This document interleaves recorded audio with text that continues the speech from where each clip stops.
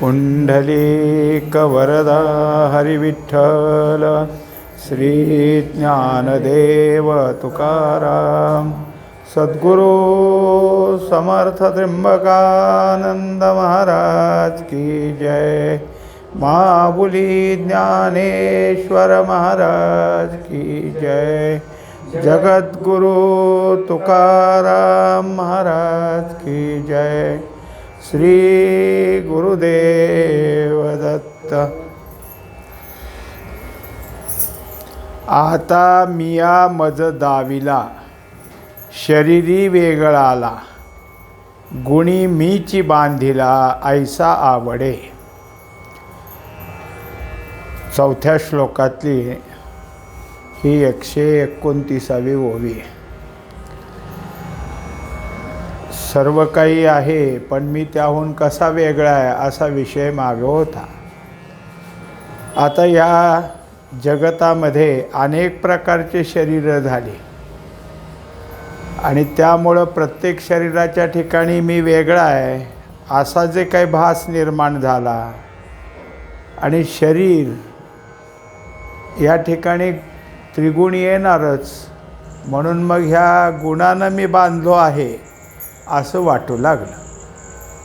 हे सगळं अनेक दिसू लागतं आणि त्या अनेकाच्या ठिकाणी मी आहे। मग ते जे काही प्रत्येक झालेलं अनेकत्व आहे त्या अनेकत्वाच्या ठिकाणी गुण आहेत, त्या गुणामुळं मी बांधलो गेलो असं दिसू लागलं, असं वाटू लागलं। जैसे स्वप्नी आपण उठोनिया आत्ममरण, भोगीजे गा जाण कपिध्वजा। आता हे कसं आहे पहा की एखादा मनुष्य स्वप्नात झोपी गेलेल्या म्हणजे झोपीतलं त्याचं जे स्वप्न आहे, पण त्या स्वप्नामध्ये त्याला असं दिसून आलं की आपण मेलो आणि आपली प्रेतयात्रा चालली। खांद्यावर आहे आपण 4 जणाच्या आणि सगळे मागं ओरडणारे ओरडतेत, आपले बाकी चाललेली माणसं चाललेत, म्हणजे आपलंच मरण आणि आपल्या मरणाचा चाललेला हा सोहळा आपणच भोगतोय, पण ते कुठं स्वप्नामध्ये। आता वास्तविक हा असणारा जिवंत आहे, तोच झोपला आहे, त्यालाच स्वप्न पडलं आहे आणि त्याच्या स्वप्नात त्याचं मरण त्याच्या पुढं दिसतं। का कवळा ते डोळे प्रकाशोनी पिवळे, देखती तेही कळे तयासीच। आणखीन काही उदाहरणं दिली की जसं कावीळ झाली म्हणजे मग डोळ्यात पिवळेपणा उतरतो।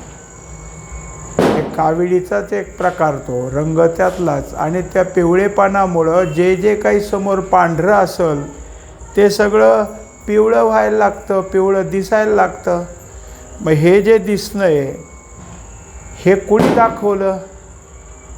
दाखवणारा म्हणजे डोळ्याची दृष्टी, डोळ्याचा द्रष्टा जो कोणी आहे त्याने हे सगळं दाखवलं, पण दाखवताना डोळ्याच्यामध्ये कावीळ झाली आणि तिनं त्या डोळ्याला पिवळाई आणली। पण दाखवणारा जसा द्रष्टा आहेच आणि तो काय करतो हे सगळं दाखवतोय, त्याला कळतंय। आता या मनुष्याला सुद्धा कळतंच ना की आपल्या डोळ्याला असं का दिसतंय सगळं, तर आपल्याला कावीळ झाली। नाना सूर्यप्रकाशे प्रगटी तै अभ्रभासे, तो लोपला हेही दिसे सूर्येची की। सूर्य आला उगून, वर आला चांगला, म्हणजे आपल्याला सगळीकडे ढग आलेत हे दिसतं, पण ते ढग जमा होत इतके जमा झाले की त्यांनी सूर्याला झाकून टाकलं।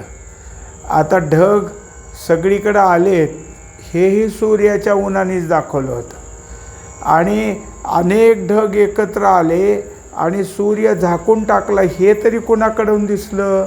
तर सूर्याच्या उन्हानेच दिसलं। सूर्याच्या उन्हापासून सगळे ढग आले आणि सूर्याच्या उन्हानंच झाकलेल्या ढगाला दिसू लागलं, म्हणजे जे ढगाचं आच्छादन आहे ते सुद्धा सूर्यप्रकाशानंच दिसतं।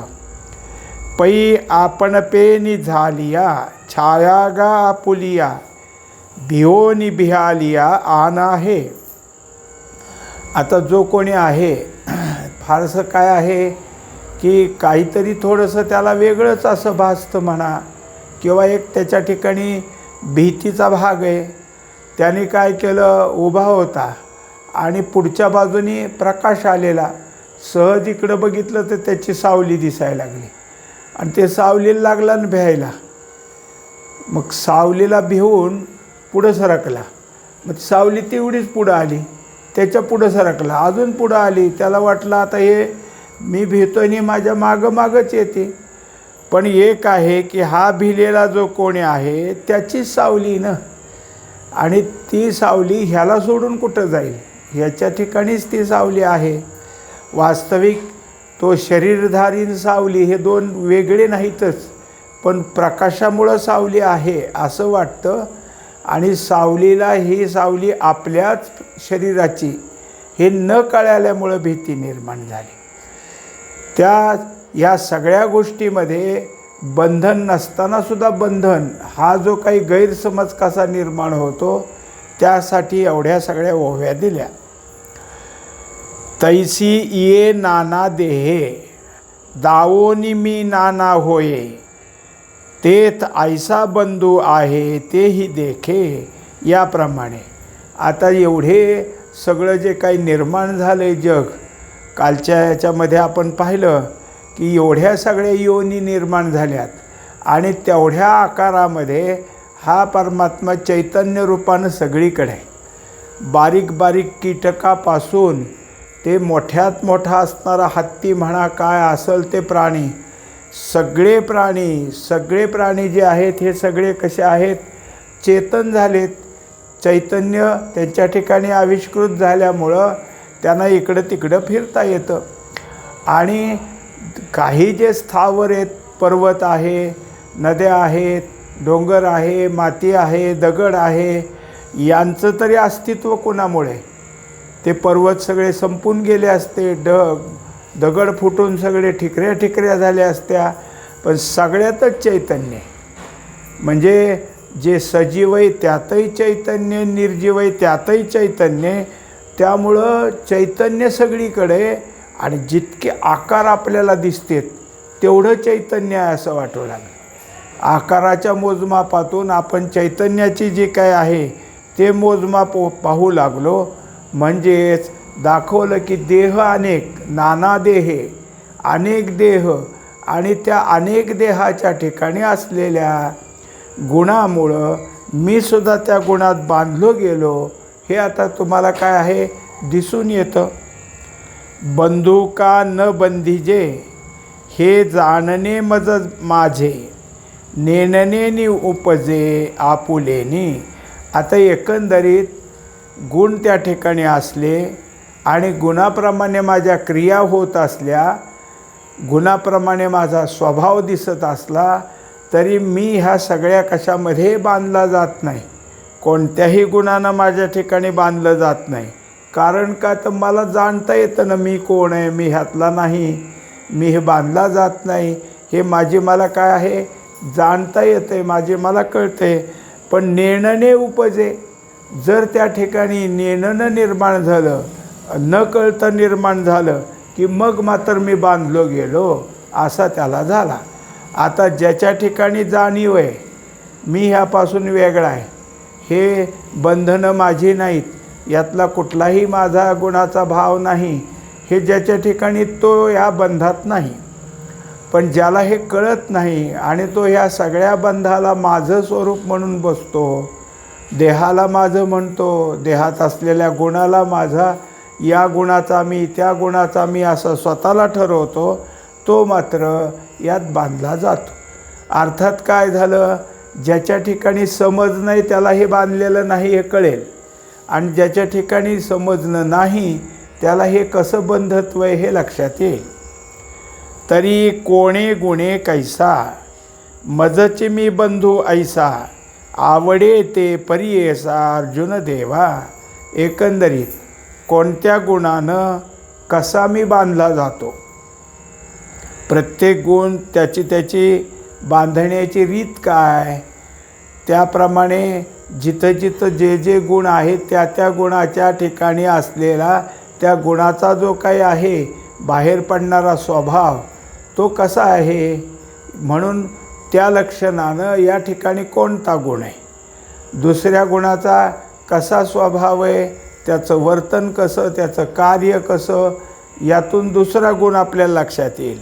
अशा तऱ्हेनं हे जे काय आहेत की प्रत्येक गुण आणि त्या प्रत्येक गुणानं आपला आपला स्वभाव त्या शरीराच्या ठिकाणी निर्माण केलेला असल्यामुळं मी त्याच्यामध्ये बंद झालो, बांधलो गेलो, असं जे काही आहे हे आता काय झालं, वाटू लागलं. आवडे ते परियेसा, म्हणजे असं वाटतंय. आता ते कसं झालं, कसा आला ह्या गुणाचा याच्या ठिकाणी आवरणाचा भाग, हे तुम्हाला आता मी सांगणार आहे. गुण किती किम धर्म, काही यया रूप नाम, के झाले हे वर्म अवधारिजे. आता त्यात जे काही पुढं येणार आहे त्या विषयाची सुरुवात अशी केली की किती गुण आहेत आणि प्रत्येक गुणाचा धर्म काय, कोणत्या कोणत्या धर्माचा, म्हणजे प्रत्येक गुण हा कोणत्या कोणत्या धर्मानं आहे, याच्याशिवाय त्याच्या ठिकाणी कोणतं रूप आहे, त्या गुणाचं कोणतं रूप आहे, त्या गुणाला कोणतं नाम आहे, हे सगळं तुला आता व्यवस्थित सांगतो. के झाले हे वर्मावधारिजे, आणि कशामुळं हे असं झालं आहे ते वर्म तुझ्या लक्षात आलं, म्हणजे हे गुण बांधायस कसे कारण आहेत, किंवा हे गुण या सगळ्यापासून मुक्तता कशी निर्माण होते हे तुला ऐकायला किंवा त्याच्याबद्दलची तुला सगळी माहिती देईन, आणि ते तू ऐक. हे ऐकण्याकरता तू आता लक्ष दे. सत्वं रजस्तम इति गुणः प्रकृतिसंभवाः निबंधन्ति महाबाहो देहे देहिनमव्ययम्. आता ते दाखवतात की हे गुण जे आहेत ते संख्येने 3 आहेत, आणि त्यांची जी नावं आहेत त्याच्यामध्ये सत्व, रज, तम असे आहेत. हे प्रकृतीच्या ठिकाणी जन्माला आलेले आहेत. यांचा जो जन्म आहे तो कुठं आहे, प्रकृतीच्या ठिकाणी. पण या गुणामुळं हा जो काही देहामध्ये असलेला आत्मा तो वास्तविक अविनाशी, असंग, सगळ्या प्रकारची लक्षणं त्याच्या ठिकाणी असूनसुद्धा देहात आल्यामुळं हा बांधला गेला आहे असं आपल्याला काय होतं, वाटतं, असं आपली समज तयार होते. तरी सत्व रजतम तिघासीही हे नाम आणि प्रकृती जन्मभूमिका यया. एकंदरीत सत्व, रज, तम हे 3 हे गुण आहेत, आणि तिन्ही गुणाची ही नावं तर आता आपल्याला ऐकायला मिळाली. याशिवाय या तिन्ही गुणाचा जन्म कुठे आहे, तर प्रकृती जन्मभूमिका, म्हणजे ज्या भूमिकेमध्ये जिच्या ठिकाणी हे जन्माला आलेले आहेत ती ही प्रकृती आहे. एत सत्वते उत्तम, रजते मध्यम, तिही माझी तम साविया धारे. आता त्यात जे काही गुण सांगितले त्या गुणाची प्रत सांगितली. सत्वगुण हा उत्तम आहे, त्याच्या ठिकाणी जे काही असलेले गुणाचा धर्म आहे तो धर्म आपल्या ठिकाणी काय करतो तर सहयोगी किंवा आपल्याला उपयुक्त असा ठरतो, पण सगळ्याच अर्थानं उपयुक्त नाही. जेव्हा तुम्हाला परमार्थाची जी काही असेल ती वाटचाल सुरू झाली तर सत्वगुणाचीच गरज असते आणि सत्वगुण मदत करतो. पण सत्वगुणाच्या आहारी आपण गेलो तर सत्वगुणसुद्धा बांधायला कारण आहे, हे पण होईलच.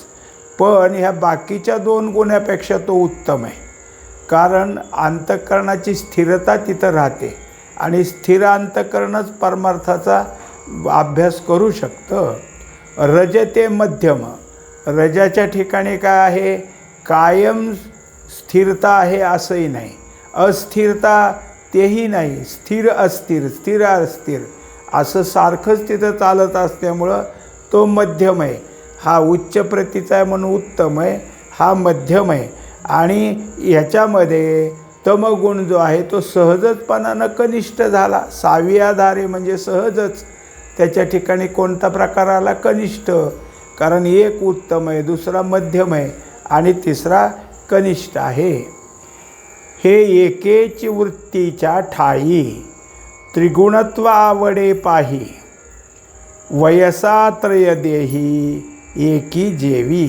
एकंदरीत हे सगळे कुठं आहेत? आता वृत्ती म्हणजे आता इथं अंतःकरण नामक विषय आला आहे. वृत्ती हे नाव कोणाला दिलं? अंतःकरणाला. तर अंतःकरणाच्या ठिकाणी हे तिन्ही गुण आहेत आणि हे इथं आहेत असं जे काय आपल्याला दिसून येतं, असं वाटतं. त्यामुळं याच्या ठिकाणी काय असेल ते बदल होतात. त्याला उदाहरण दिलं की जसा एकच देह आहे, पण त्याच्याच ठिकाणी कधी बालपण आहे, बालपण संपलं की मग तरुणपण येतं, तरुणपण संपलं की मग म्हातारपण येतं. देह तोच आहे, जो बाल होता तोच तारुण्यात गेला, जो तरुण होता तोच आता म्हातारा झाला आहे. मग तसं त्याच अंतःकरणात सत्वगुणाचा प्रभाव झाला की हा सत्वगुणाचे धर्म त्या ठिकाणी, आणि जर त्या ठिकाणी रजगुणाचं प्रबलत्व आलं तर रजगुणाचे धर्म तुम्हाला त्या ठिकाणी दिसतील. आणि हे दोन्ही गुण मागं सरून तिसराच असलेला तमगुण जर उभा राहिला तर त्याच्या ठिकाणी काय आहे? तर तमगुणाचे धर्म दिसतील. पण हे सगळे कुठं उभा राहतात? कुठून त्यांच्या ठिकाणचं सगळं असलेलं प्राबल्यत्व बाहेर पडतं? तर अंतःकरणात. म्हणून हे सगळे जर सांगितले ते एकेची वृत्तीच्या ठाई कुठं आहेत? तर प्रत्येक अंतःकरणात आहेत. पण जे ते अंतःकरण ज्या शरीरधारीचं आहे त्या अंतःकरणात समानतेनं सगळीकडं सत्वगुण नसतो, समानतेनं सगळीकडं रजगुण नसतो. तर त्या प्रकृतीच्या मध्ये त्या प्रकृतीचं जे बीज आहे पूर्वीचं वासना बीज, त्याप्रमाणे तिथं कोणत्या गुणाचं रंग आहे तसं बाहेर येतं. म्हणजे इथं गुण तीनच आहेत. प्रकृती सगळीकडे सम आहे, पण त्या अंतःकरणात प्रत्येक गुणाची वेगवेगळी जागा आहे. असताना तिन्ही एकत्रच असतात. ह्याचा अर्थ सत्वगुण जिथं असतो तिथं रजतमसुद्धा असतोच. रज जिथं पुढं असतो तिथं सत्व आणि तम असतोच. तम असतो तिथं सत्व आणि रज असतंच. फक्त एक कोणता तरी एक गुण आपला जो काय आहे स्वभाव बाहेर काढतो. जसं पहा सिंह, वाघ ह्यांच्या ठिकाणी तमगुण आहे. यांना जर त्यांची शिकार दिसली तर त्या शिकारीची ते माया करणार नाहीत, त्यांच्यावर प्रेम नाही, त्यांना धावून लगेच जाणार आणि त्यांची चिरफाडच करणार. कारण तमगुणानंच आहे, ते हिंस्र आहेत. पण त्यांच्याच पिल्लाला उचलायचं झालं तर, इकडून तिकडं न्यायचं झालं तर, म्हणजे त्यावेळेस त्यांच्याजवळ सत्वगुण असतो. आणि सत्वगुणानं ते पिल्लाला काय करतात? जिभेनं चाटतात, त्याला कुठंतरी काही दुसऱ्या कोणत्या तरी ह्यांनी काही पकडून नेऊ नये किंवा काही आघात होऊ नये म्हणून लपवून ठेवतात. हे सगळं त्यांच्या ठिकाणी आहे. आणि तमगुणाचा आविष्कार पण आहे. म्हणजेच बाकीचे दोन गुण आहेत त्या प्रसंगानं उभा राहतात आणि एक गुण त्या ठिकाणी अतिशय प्रबलतेनं कार्य करत असतो. म्हणजेच हे सगळे प्रत्येक अंतःकरणात आहेत. आता त्या अंतःकरणात त्या वेळेला काय बाहेर पडेल ते, जसं एखादा बालक आहे, कुमारपणापर्यंत आला तर त्याला जे काय असेल तो काय करल? आपला चेंडू कुठे आहे, बॅट कुठे आहे, विट्टी दांडू कुठे आहे, आणि तो सांभाळून ठेवेल. कोणाला हात लावू द्यायचा नाही. कोणी हात लावला तर त्याच्याबद्दल ओरडल. पण तरुण होऊन तो आपला सगळा संसार चालू होऊ लागला, बाहेरचे व्यवहार होऊ लागले, तर त्याला आता जर कोणी विट्टी दांडू नेऊन दिलं तर म्हणेल मला नको, आता हे माझं काम आहे. म्हणजे मग तो तिकडं जाईल. आता यावेळा त्याला ते आवडत होतं, ह्या वेळात त्याची आवड वेगळी, तर म्हातारा झाल्यावर त्याची आवड वेगळी. म्हणजे जिथं जसं त्या अंतःकरण वृत्तीचा त्या कालावधीत उभा राहतं आणि तिथं तसे प्रकारची आवडी निर्माण होतात. तसा हा सत्वगुणाची आवड वेगळी, म्हणजे सत्वगुण आहे त्याचं वाटणं वेगळं, रजगुणाचं वाटणं वेगळं आणि तमगुणाचं वाटणं वेगळं. का मिनलेनी किडे जवजव तूक वाढे, तव तव सोने ही न पडे पांचिका कसी. आता एक असं दिलं आहे उदाहरण की सोनं आहे, असताना ते शुद्ध सोनं आहे, पण काही कारणानं त्यात हिनकस मिसळलं. मग आता जेवढं मिसळलं की त्याचं वजन वाढलं ना. ते वजन वाढल्यामुळं जवळजवळ तूक वाढे. आता त्याच्या ठिकाणी काय झालं, वजन वाढलं. वजन वाढलं म्हणजे सोनं तेवढं झालं नाही, त्याच्यात त्या मिसळीमुळं आता हे वजन वाढलं. पण झालं काय, जितकी मिसळ त्या सोन्यात झाली तितका कस कमी झाला. आता ते सोनं शुद्ध प्रतीला ज्या कसाचं होतं त्या कसाचं राहिलं नाही, कमी झालं. त्यावेळेचं सांगतात की पूर्वी 100 नंबरी आणि 52 कसी असं असणारं जे सोनं आहे, त्या सोन्याच्या ठिकाणी काय असायचं, 15.5चा भाव असायचा. पण हे जर कस कमी झाला, त्या सोन्याचा कस कमी झाला तर 5 रुपयाला सोनं असायचं.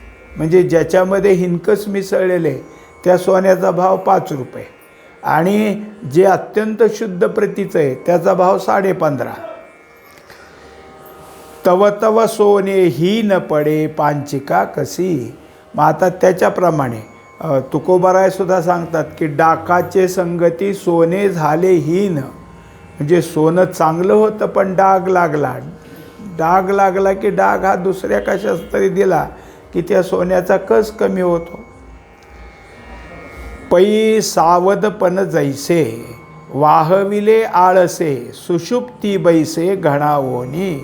आता कुणी एखादा आहे आणि आळस आला की तो आळस वाढतो, झोप त्या ठिकाणी काय करते, गराडा घालते.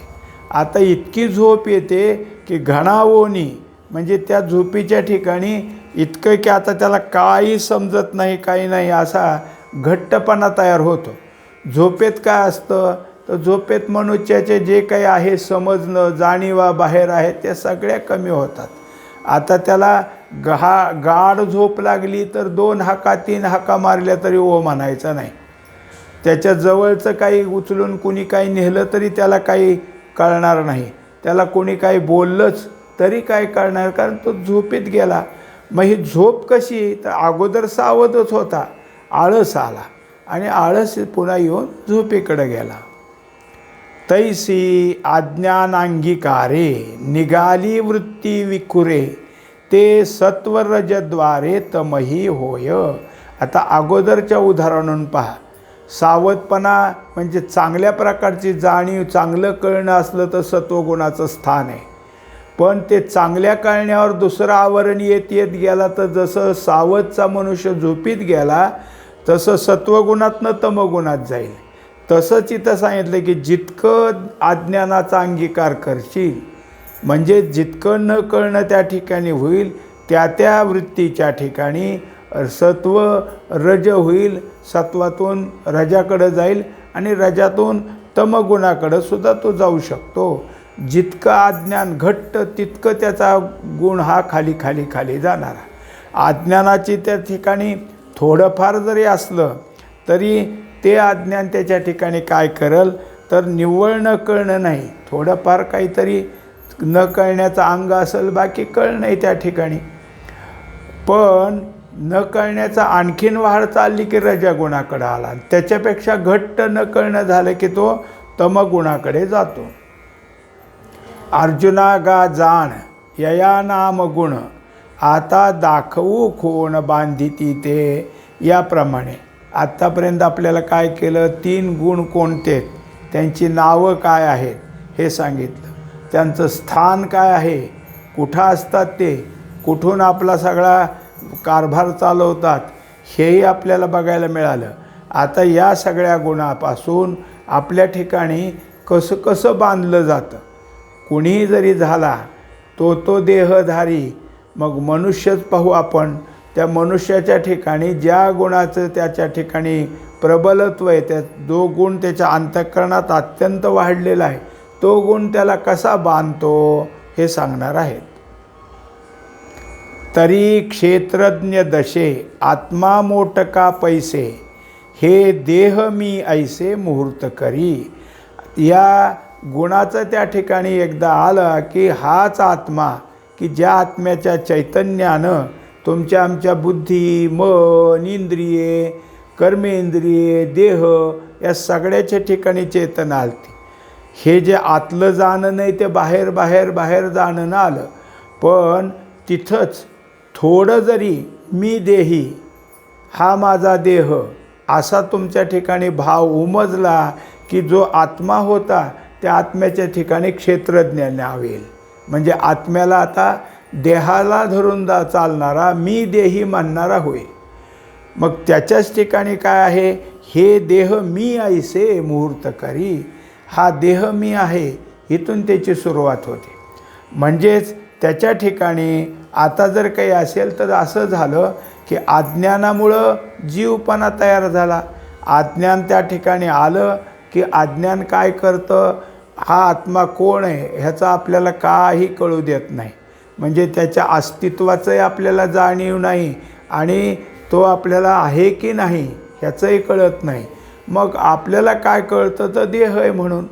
देहाला मी म्हणत निघाला की तोच झाला जीव. अज्ञानाच्या नंतर जीवाची दशा तयार होते आणि मग तो देहालाच, देहाच्या धर्माला माझं माझं म्हणू लागतो. आजन्म मरणांती देहधर्मी समजती ममत्वाची सूती घे ना जव. तेव्हा तो आता जन्माला आल्यापासून मरणापर्यंत या देहालाच माझं म्हणतो, देहधर्म हे माझेत असं धरतो. वास्तविक आत्मा आणि आत्म्याचं स्वरूप त्याचं असून आत्म्याचे धर्म त्यांनी स्वतःच्या ठिकाणी बाळगायला पाहिजेत. पण आता देहाचे धर्म बाळगतो. मी जन्माला आलेलो, माझं असं होतं आहे, माझं तसं होतं आहे ह्या ठिकाणी, आणि मला मरणाचं भय, हे सगळे धर्म त्याच्या ठिकाणी राहिले. आणि या देहाची जाणीव नसली तर देहानं जे गोळा केले त्याचा सांभाळ करण्याचं काम चालू होतं. ममत्वाची सूती म्हणजे जे जे माझे ते जसं फुलं असतात आणि फुलाची माळ ओवायला सुरुवात केली म्हणजे एक एक एक एक फूल त्या माळेमध्ये घालायचं. जितकी लांब माळ करायची तितकी फुलं त्यात ओवली जातात. त्याप्रमाणे हे माझं हे माझं अशा माझेपणाची माळ ओवायला सुरुवात केली. सूत कोणते मी म्हणणारं आणि ही माळ फुलं कोणती ओवली जातात माझं म्हणायचं. मग हे माझं हे माझं असं म्हणत घरात जेवढ्या काही वस्तू आहेत आणि माझंपणानं ज्या बाहेर वस्तू आहेत त्या सगळ्या त्याच्या ठिकाणी यात ओवलेल्या असतात. जैसी मीनाच्या तोंडी पडेना जव उंडी तव गळ आसुडी जळपारधी. आता जसं मासे पकडणारा काय करतो, गळ सोडतो आणि त्याला कळतं त्या गळाला थोडीशी हालचाल झाली की हे माशाने धरलेलं आहे, लगेच तो त्या ठिकाणी त्याला बाहेर काढून टाकतो. हा जो धरणारा असतो पाण्यातल्या जलचरांची शिकार करणारा म्हणून जलपारधी म्हटलं. हा मासे पकडण्याकरता गेला आणि काय झालं, फक्त त्या माशाच्या गळाला किंवा त्या गळाला तो मासा लागला की त्याने बाहेर काढला. तसं आहे, थोडासा जरी त्या ठिकाणी जागा झाला आणि मी देह मांडला की गुंतला त्याच्यात आणि मग त्याचं मी देहपणाचे सगळे जे काही आहेत ते मरणापर्यंतचे व्यवहार चालत असतात. पुंडलिक वरदा हरी विठ्ठल श्री ज्ञानदेव तुकाराम सद्गुरु समर्थ त्र्यंबकानंद महाराज की जय.